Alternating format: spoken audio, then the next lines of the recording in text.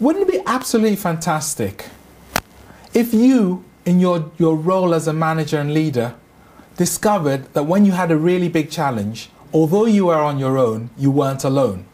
Wouldn't it be fantastic if you actually had a resource, people to talk to, who could help you think through complex, difficult problems? Maybe even people who thought about similar problems themselves, or even people who tried to build and shape ideas and ways of working in the complex environment you're working in. My name's Eddie Obeng. I've spent a lot of my life thinking about this complex environment, and I'd very much like to help you to think and deliver and actually thrive in it. So if you want to have that chance to actually be on your own but be not alone because you're having a good conversation with the right people, come and let's have a conversation.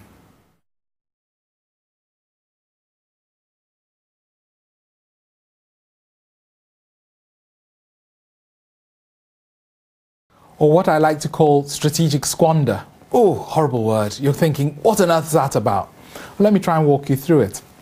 One of the challenges which we face in most organizations is we want to try and grow our businesses. Growth is fun, it gives you opportunities, growth is an opportunity for you to demonstrate to the city or to whoever your investors are that good things are happening. They're going to value you on a lovely formula which says price equals earnings times growth, so it's built in there. Growth is wonderful, and as long as you can grow, things are good. The headache, of course, for all of us is that if you think about growth and then you start adding in words like sustainability, yes, it's true, if the number of people are growing and they're consuming more, fantastic, but how much can you eat every day? How much can you actually wear every day? The way we actually achieve a lot of our growth is by ensuring that people actually throw away our products. It's by generating more waste. That's what drives the growth. So we have in there a little bit of a headache with growth. And growth is something which drives us because we think that growth is linked to us providing more and more value, this concept of adding value. But I'll let you in on a secret. See, if adding value was simply by doing stuff, you'd never have to bother to sell it.